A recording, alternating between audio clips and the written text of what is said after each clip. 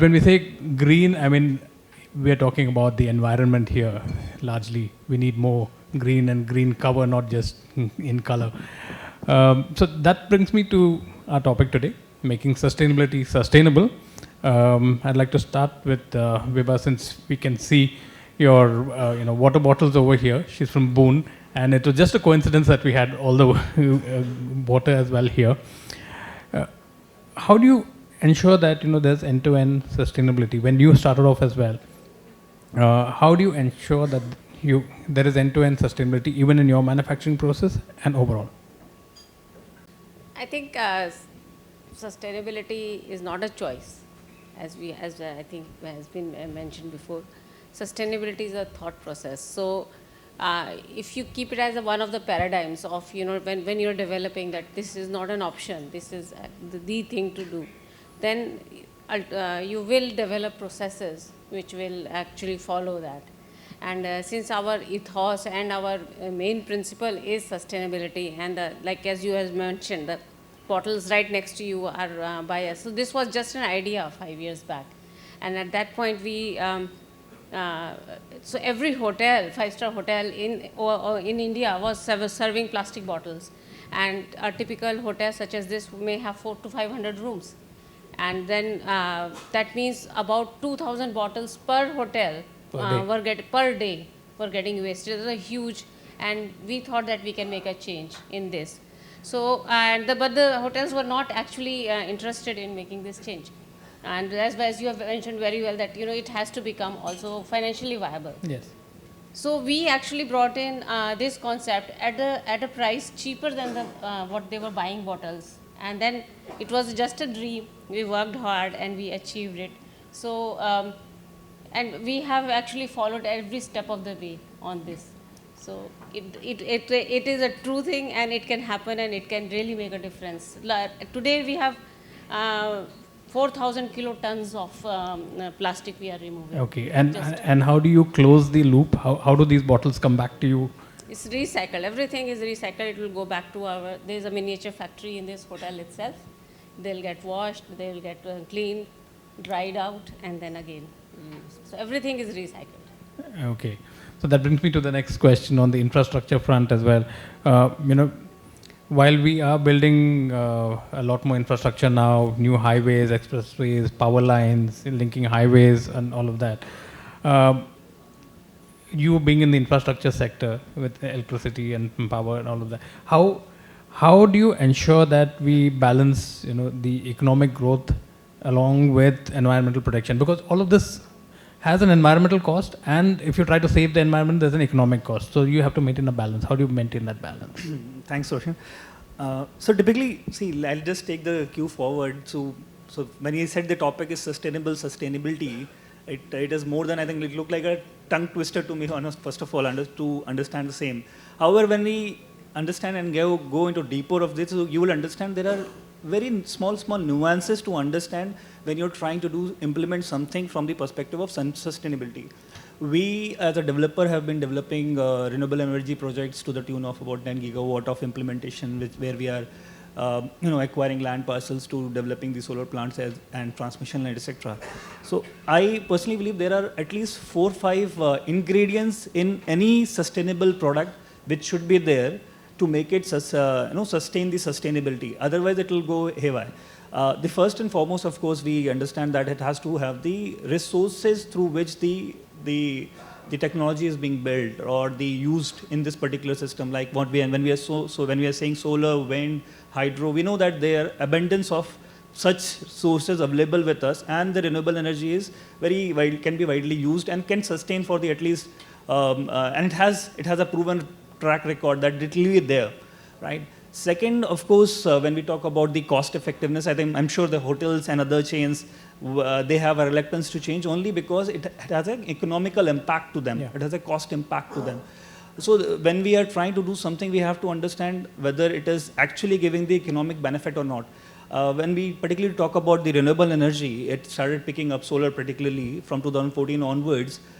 It was that inflection point from where the cost started coming down.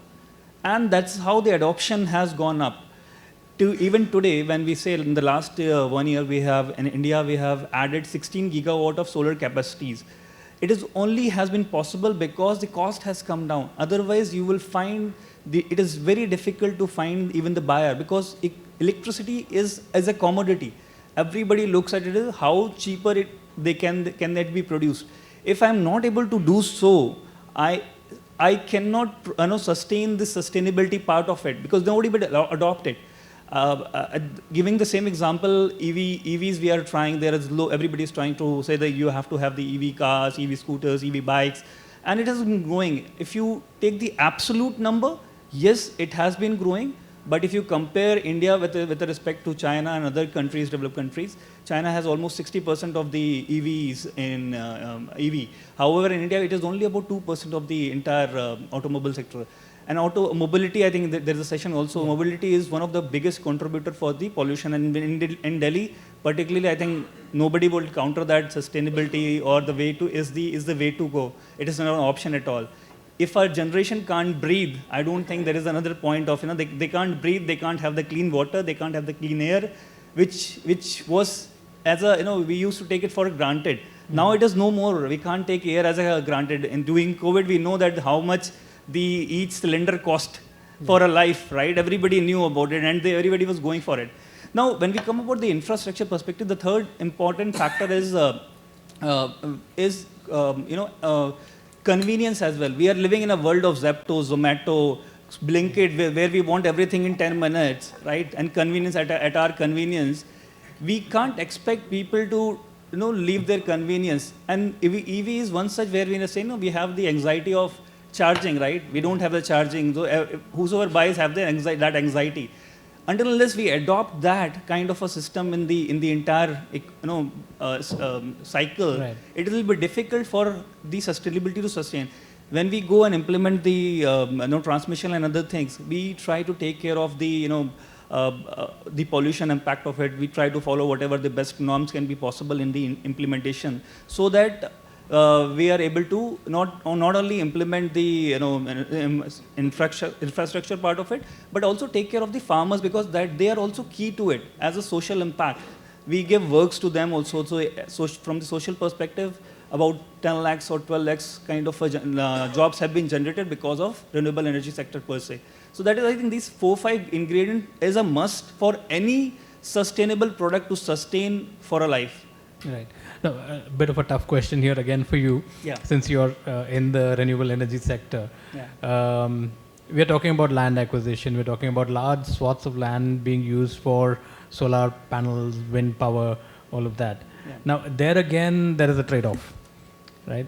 You're talking about, okay, the economic impact, fine, the farmers are given compensation, they're given employment probably to maintain those panels and all of that, they're given compensation with that. But at the same time, there is perceived land loss, which could have been used for agriculture. How do you counter that? So there are two parts to it. One is from the economic part.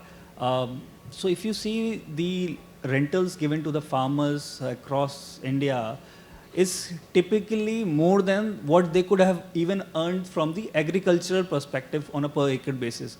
And the major work where we are doing in Rajasthan, most of these land parcels cannot be used for any agricultural or cultivation purpose at all. There are few places where I understand the trade-off happens because of various reasons. We need to have the land nearest to the substation, closest to the substation. All those things have factors come in from the economic perspective. However, if I see from the farmer's perspective, it is typically a win-win situation for them, because what they get is higher than what they could have earned through cultivation. Second, they get there is a job creation opportunity is being created at that particular place. So that's how they happens. From the agriculture perspective, I do understand there are certain trade-offs happening. But when we are typically going for it, when we are looking for such places, we try to find places which are kind of non-cultivable, not watery places. But of course, it does happen to an extent, but we are trying to stop as much possible as we can. Okay. This question is for Purnamita. When we try and get more private sector into investing in sustainable projects, see, India's got this target of 2070 becoming carbon neutral, which means we need to get more and more people getting into sustainability and sustainable. So what kind of financial instruments, mechanisms do you see that can be used, and in your experience as well, to attract the private sector to invest in such sustainable projects? And how are states also looking at it in India? Thank you. Thank you for the question. Thank you for hosting me here and inviting me to share my thoughts. That's a tough one, because I think most of us, when we think of it, and as a non-industry person as well, there's one word that comes to our minds when we think of finance, and that is, we think not enough, inadequate, right? So that's a big word. Those are the big terms that come to our minds. What I think has happened, though, is that willy-nilly, this sustainability finance issue has got so mixed up with the idea of climate finance that we have forgotten to sort of differentiate between the two. So what is possible also starts looking impossible. And I think that's where we need to make a difference. So I'll give an example, a very simple example. And I love saying this. I love strawberries, but I'm very cautious about eating them in Delhi. I'm sure there are plenty of other people in this room who would agree. Why? It's simply because you want to know what's gone into that strawberry. And that's not about financing. So the link with financing is that you want the right ingredients to go into whatever product that you're placing on the market. And for that, you need to design a financial instrument that will support you to do that. And Madam here, as an entrepreneur who has stepped into this world of the water world, shall we say, will know the importance of what I'm saying. So I would like to say that you have these big bang instruments of climate finance. So you're talking about all kinds of market instruments at the mega level. But at the same time, you have smaller scale, or shall I say applicable at smaller scale financial mechanisms at play. The most common word that comes up is subsidies. Subsidies to the private sector. Tax concessions to the private sector. But history is witness to the fact that globally, this has not been a game changer. This is a fact, and there are examples galore. Whether you consider something like Impossible Foods, or you consider something like Patagonia, or you consider our own Good Dot here in India, if you see their stories, because these are some of the leaders in the sustainability sphere, they haven't waited for green bonds. They've gone ahead and done what they thought was good and needed to be done. What's the incentive there? I think the incentive there comes from the demand side of the market, which we often forget. And I think the influencing of the demand side of the market is very important here. Their leadership was based on this fact that they were moving away from an established model of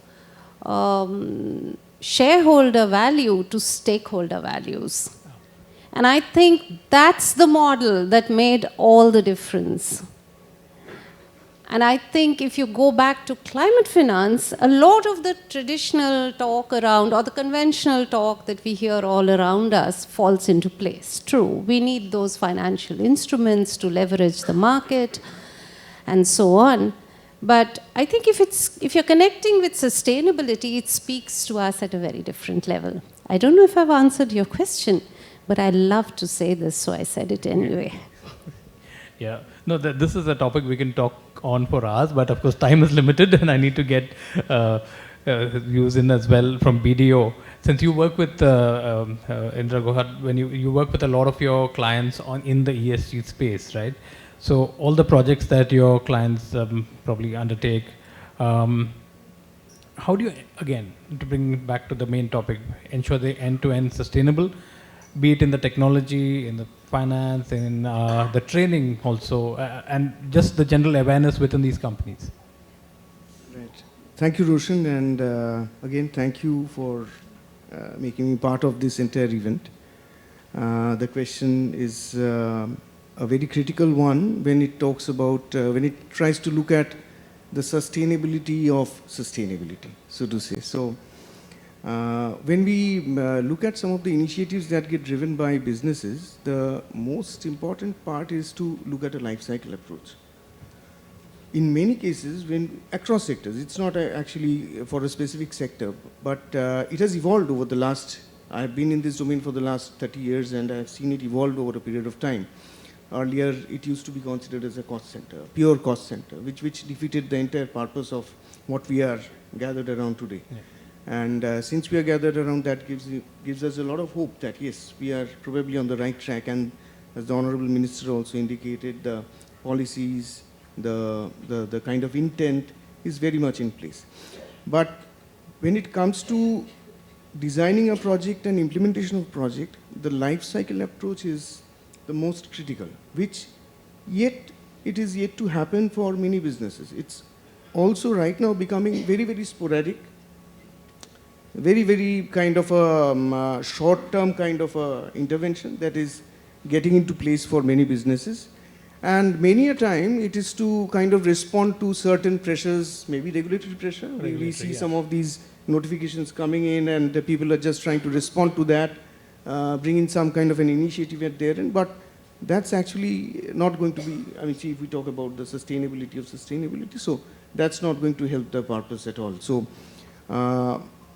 it needs to look at the entire business value chain. We talked about stakeholders, not only shareholders, so we need to look at the set of stakeholders across the value chain, and the value generation has to happen. Even if it's an intervention, it has to be directly connected back, coming back to what Shobhit mentioned. It has to be connected back with the economic value that it generates from the business. It cannot be only for environmental or social do-good kind of a thing that the intervention will remain sustainable. The financial model associated with it has to be very, very viable, and it has to be attractive for all the stakeholders that are involved in that particular process. So that is one thing. So there are three components to it. One is the knowledge and capability. What I feel is in India, there is no dearth of knowledge and capability. Even in this room and across the board, there is no dearth of it. And probably the outside world, the European Union, they are hiring capability from here. The second one is intent, which is very obvious, and very obvious. Every 15 days, we right now at least have a conference or some kind of a meet on sustainability and ESG. It gets discussed. There are very critical topics that get debated, but the intent is also very clear. Right from ministry to industry to businesses to all the regulatory bodies, the intent is there. The third part is the ecosystem. So capability, intent, and the third part, which closes the loop, is the ecosystem. I think there is a huge amount of gap over there. Okay. It's getting built, and businesses are probably left to themselves to kind of attend to it. Ministry of Government, again, the intent is very much there, but we know about all the different kind of drivers that actually influence the policies, influence the decisions. So we'll have to bring these three together to make all the initiatives across sector more sustainable, more holistic. So probably there's a gap over there, and that needs to be taken up by different sectors, and that needs to be taken up by the sectors to the maybe the industry associations, through the industry associations to the ministries. Okay. But probably there is a gapping hole which needs to be closed, not only in India, across the board. Right. And we have gone through the outcomes of COP29 very recently, the Baku one that has come. Still, there are a lot of debates around some of the initiatives which has not actually gone in. It has been 10, 15 years people have been talking about it, but some of the initiatives have happened, 6.4 and all that is going to come in, that's fine. But still, there are quite a few initiatives that are yet to kind of set in. And when we are talking about the entire global scenario, it's all linked up. The definitive direction towards fossil fuel reduction, that has not yet happened. So, yeah, I don't know. I would see. I hope I have answered. Let's dive into specific areas now. Since you deal with water, I'd like to talk to you about water resources, and that's something that's critical. And I think the next wars that we're probably going to see on this planet are going to be fought along water rather than anything else, because it's becoming so scarce. I mean, I think just about 4% or something of the water is actually pure right now, and the rest of it has to be treated. Right? So, how do you ensure that your water management practices, and the quality is ensured, and you manage to do it on a small scale, but on a larger scale, what according to you should be done at a policy level, and as well as an individual can do to reduce water pollution? And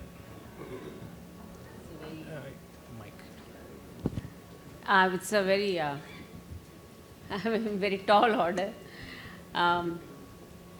What I see is that almost everybody is aware of the topic of water and all the sensitivity around it, but we don't have any much understanding of how to go about it, or how to. There is no actually shortcut to it. I think. Well, the government needs to lay down a lot of practices which are based on sustainability rather than economics, and government does actually.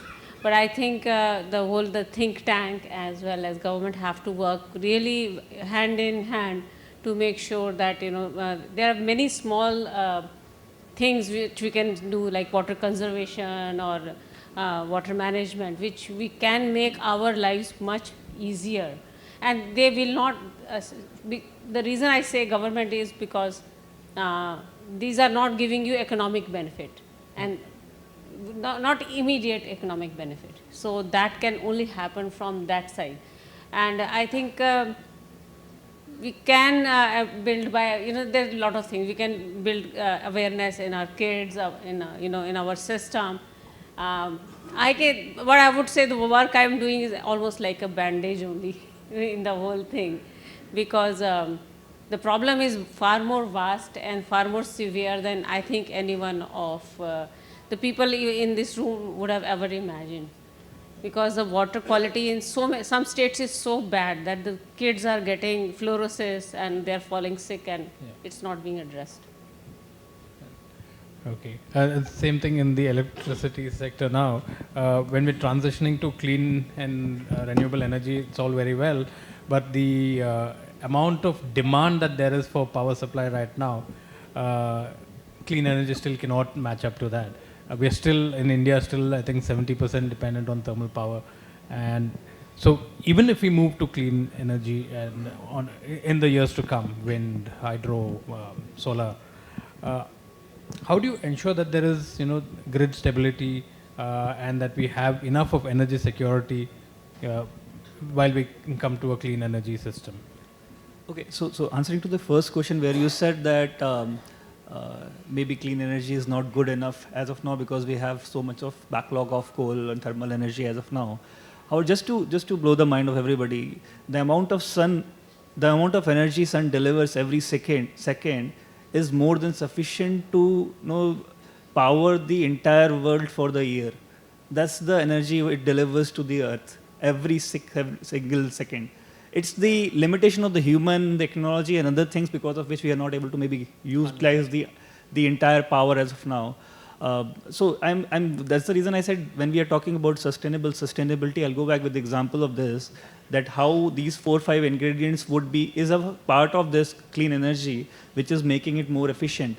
One, of course, the wind, the sun, and the hydro. We have sufficient power to make it sustain for throughout the life of the earth. I don't know how much is it, but it continues to grow.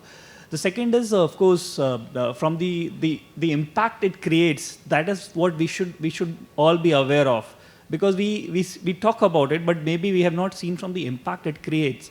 In the last 1 year, it's about 23 billion tons of carbon dioxide have been reduced because of these renewable energy, clean energy per se. India added about 16 gigawatt of solar capacity, which is typically it's kind of a 23 to 25 million cars putting it off road. That's the kind of thing although we are adding more and more every year, that's one part of it. But this is what the impact is getting created. We are far short from the target what we are trying to do, but it's a progress. We'll continue to do so. The third, of course, the social impact it is creating. We are trying to give farmers more and more money. They are able to get more. They are getting jobs are getting created. And saying all these things, the convenience is not getting impacted, right? Because when what you are getting at home, you can't differentiate between a coal, thermal and a renewable energy. Because what you get is electricity which runs your entire house. So all those ingredients are being taken care from this clean energy. Now, of course, when it comes to foster, because there are certain limitations also from the renewable energy. Sun can only power during the day. There is a wind potentials not everywhere available which can power the entire organization. So these are the certain limitations because of the natural resources. To cover those things, we are coming up with now more battery-backed solutions, smart grids, which will be added to your current grid system infrastructure to make it more and more reliable, which is the one thing which people talk about when they talk about sustainable or renewable energy, is the reliability. All these things will be added. Technologies are improving. People are advancing. We are advancing as a human being. We are advancing as technology. These things are getting added and trying to make more and more infrastructure stable on that front. The generations are becoming more predictive because of the historical data we have now. We could not do it earlier, but now we are able to do so because all these things are available with us. So data analytics is part of it. So that's how the infrastructure things are getting developed and being taken care. So I hope I answered your question. Yeah. And I want to bring in Purnamita on this. Just at the beginning we were just talking about recycling, and everywhere it's now a slogan like reduce, reuse, recycle, right? But are we really doing that? How do we improve our recycling rates? Because if you look at the ground level, it's happening in little small pockets only, but is it successful? And if we have to make it successful, what innovative methods can we implement to ensure that there's sustainable recycling that happens, with the amount of plastic that we are using now? Yeah, I think, well, if we step back a little bit, so from sector to sector, it's actually very different what's happening. So suppose you pick up something like electronic waste, e-waste, which is such a big issue, and it's likely to become huge for India, right? So if you look at the first draft of the e-waste legislation that we had in India, and I was a member of that legislation drafting committee, and I'm sharing this with you, one of the things that we felt was very important was to be able to use this legislation as a basis for bringing the informal and the formal sector together and connect them. Because the idea is very strongly there that if you're thinking of the recycling, reuse part of it, you cannot leave the informal sector out. They are your most important part of your supply chain. Yeah. And I'll share with you that the biggest pushback to this came from the formal sector when we were doing our stakeholder interactions with different constituencies. So the reason I say this is not because somebody was doing the right thing or the wrong thing, but because it's a question of mindsets. We think in a particular way. So when we do, so you mentioned, for instance, the plastic ban.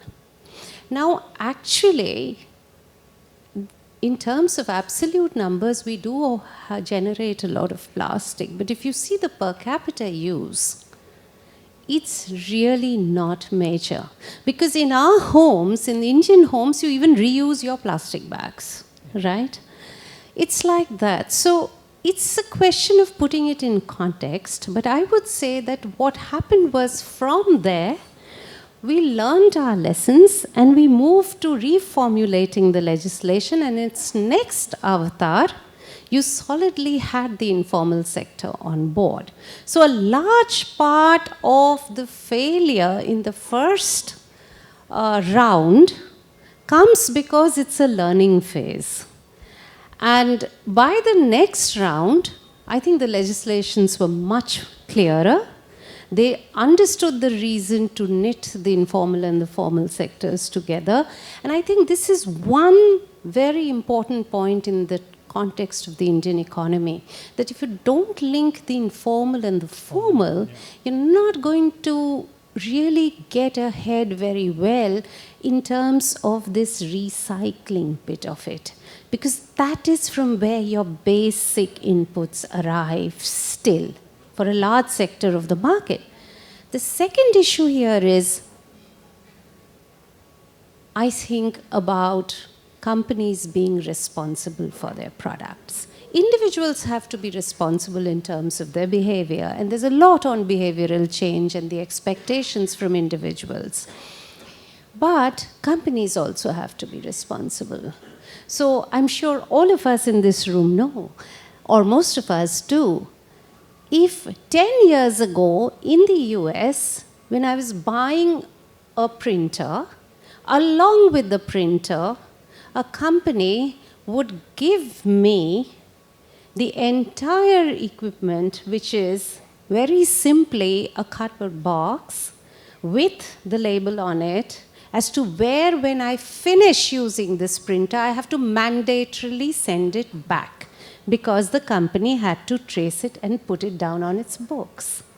But when I come back to India, and that same company sells me a printer, it doesn't need to do it. Yeah. Now we can say that therefore, this is one arena where I think the private sector can do a lot to synergize with the government, with the public sector, and help both can come together to really put in place what needs to be put in place. What is that incentive mechanism? What can the government do? What can the private sector, what is it willing to do to get that recycling in place? No, I think this is important. Yeah. You raise a very valid point over there. And I'd like, if there's any way, we have time for maybe 1 or 2 questions and we can quickly take them. So if there are any questions from the audience, can you just have your hand up and we'll take the question. Yeah, one gentleman there. Yeah, can we just get a mic to him? Just introduce yourself and then ask. Good morning to all. Basically, as ma'am pointed out, like Samsung and Nokia already following, if you are using your mobile phone or any laptop, you can hand over to them for recycling. So few of the companies already following these, but I agree with your point that major of the companies, and even we also as a citizen of the India, we are not aware of how we can recycle it and where we have to place it. Thank you so much. Okay. Indra, you want to just say like how do you advise your companies for in this domain, since you work with so many companies? On the recycling part? Yeah. Okay, we are not into this particular domain directly, but what I'm seeing that the change is happening, and we are actually being requested by organizations to check. We do the verification part. So we are requested to kind of check on how they're doing it, and they're looking for certain kind of assurances, some certification on whether the waste that they are generating, they're really recycling or not. And we are conducting audits across the entire recycling chain to verify and validate this exercise. So that's something which it wasn't there 3 years, 4 years back. This wasn't there. So that's one, I should say, a good thing that's happening. And it's getting taken up at the C level. So at a board level also, right, the performance metrics are including this kind of KPIs. Not only on environment, also on social, and they are evaluating that. They're setting targets around that, and there's a intent of as I mentioned about intent. So the intent is very much there to draw out a roadmap and have a good system to be accountable for whatever waste one is generating. Okay. We have a question there. Yeah, can you get a mic, please? Not a question, just wanted to add what is being talked here. I'm Rakesh Jha from Video. The issue of how you can manage your waste, I mean, we are talking about circularity. And now, as ma'am said, the onus has to be passed on to the producers. So, and this is why the term called EPR, Extended Producer's Responsibility, that you have to bring in force here. And if you do that, and which is happening, and the good part here in India is that there is lots of focus on circularity. I also work with lots of renewable energy firm, and some of my clients, they vouch that whatever comes within their premise doesn't go out as waste. And this is very important, and this is again a practice. As Indra, my colleague, mentioned, that you don't see this as a kind of cost center. You need to see this as a kind of window of opportunity and how you can build on this. So like that particular company, it was a wind farm, and they're saying whatever is coming within their premise doesn't go out as a waste. So we need to make this as a kind of sustainable thing, and this is why this making sustainability sustainable is quite, I'll say, relevant topic. Thanks for organizing this. Thanks for that. Yeah, one more question there at the back. Can just.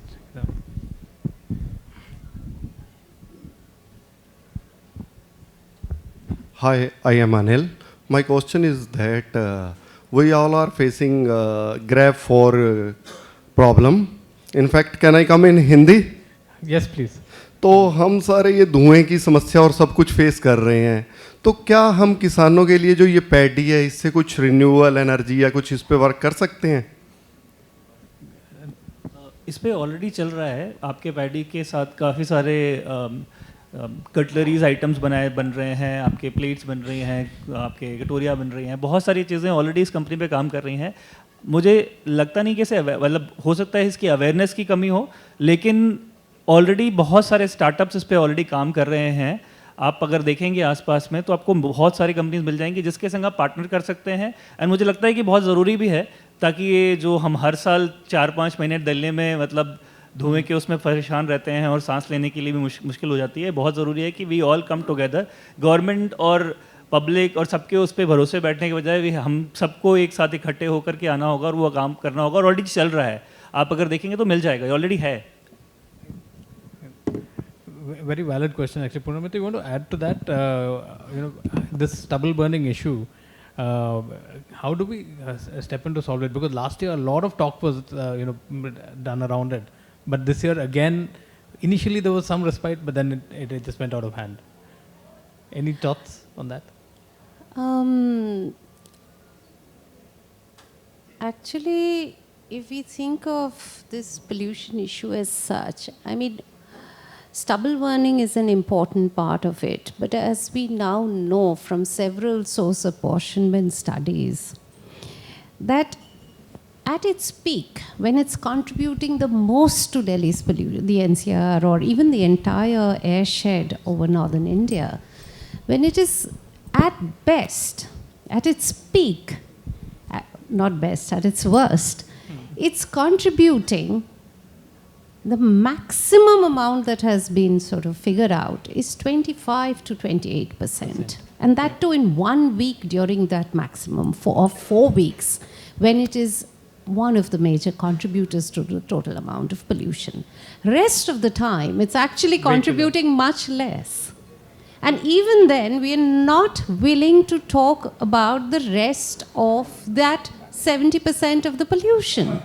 We are just so happy playing it off into a different field altogether, which is the field of maybe, I don't know, political economy or other considerations. But that 70% is still not going to go away, right? Even if we do marvels with stubble burning, right? That's one. The second thing is at a practical level, NTPC and some other organizations had actually come forward with a very good proposal around pellets, which they were using in their factories. That story, unfortunately, I think didn't get off to the level that it did. Because, so I think there are different sorts of things. Then you had the breeder, you had all kinds of things going on over there. I think everybody's trying, but my personal question to myself is, why are we putting so much into that 28%? I think we have to ask ourselves, is it because the other 70% is something we do not want to think about? We do not want to invest our money there because maybe it leads to, calls for some transformation in the way that all of us actually live our lives. Right. And it's easier to go invest in the farmer there. Okay. And on that note, I think this calls for, we are out of time. We'll take the questions offline. I think I'd like to thank my panelists for these insights, and we can talk for hours on this, but in the interest of time, we need to conclude right now. Thank you so much for joining me on this.